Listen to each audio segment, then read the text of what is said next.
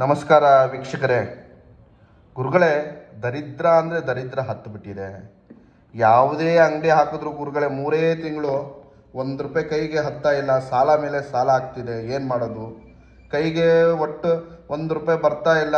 ಸಾಲ ಮಾಡಿ ಅಂಗಡಿ ಮಾಡ್ತಾ ಇದ್ದೀನಿ. ₹1 ಪ್ರಾಫಿಟ್ ಆಗ್ತಾ ಇಲ್ಲ. ಅಂಗಡಿ ಮುಚ್ಕೊಂಡು ಮನೇಲಿ ಕೂತ್ಕೊಂಡಿದ್ದೀನಿ. ಗುರುಗಳೇ, ಏನು ಮಾಡಲಿ? ಒಟ್ಟು ದರಿದ್ರ ತುಂಬ ಕಾಡಿಸ್ತಾ ಇದೆ. ಎಷ್ಟು ದುಡಿದ್ರೂ ₹1 ಕೈಯಲ್ಲಿ ನಿಲ್ತಾ ಇಲ್ಲ. ಏನು ಮಾಡೋಣ ಅಂತ ಟೆನ್ಷನಲ್ಲಿ ಇರ್ತೀರಿ. ವೀಕ್ಷಕರೇ, ಭಾಳ ಸರಳವಾದಂಥ ಒಂದು ತಂತ್ರ ತಿಳಿಸ್ಕೊಡ್ತೀನಿ.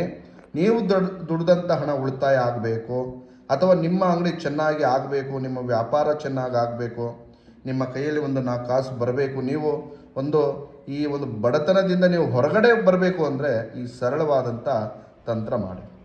ಎಕ್ಕದ ಗಿಡ ಎಲೆ ಗೊತ್ತಿದೆ ನಿಮಗೆ. ಆ ಎಲೆಯಲ್ಲಿ ನಿಮ್ಮ ಕೈ ಮುಷ್ಟಿಯಷ್ಟು ಅಕ್ಷತೆಯನ್ನು ಹಾಕಿ ನಿಮ್ಮ ದೇವ್ರ ಮನೆ ಇದೆಯಲ್ಲ ಅಲ್ಲಿ ಇಟ್ಟುಬಿಡಿ. ಅಥವಾ ನಿಮ್ಮ ಅಂಗಡಿ ಎಲ್ಲಿ ಇಟ್ಟಿದ್ದೀರಿ ಅಲ್ಲಿ ದೇವ್ರ ಮನೆ ಎಲ್ಲಿರುತ್ತೋ ಅಲ್ಲಿ ಇಟ್ಟು ಸುಮ್ಮನೆ ಇದ್ಬಿಡಿ. ನಿಮ್ಮ ವ್ಯಾಪಾರ ನೋಡಿ ವೀಕ್ಷಕರೇ, ಸಂಪೂರ್ಣವಾಗಿ ನಿಮ್ಮ ಕೈಯಲ್ಲಿ 4 ಕಾಸು ಓಡಾಡ್ತವೆ. ನಿಮ್ಮ ವ್ಯಾಪಾರ ಚೆನ್ನಾಗಾಗುತ್ತೆ. ನಿಮ್ಮ ಸಾಲ ಎಲ್ಲ ತೀರೋಗುತ್ತೆ. ಮಾಡಿ. ನಮಸ್ಕಾರ.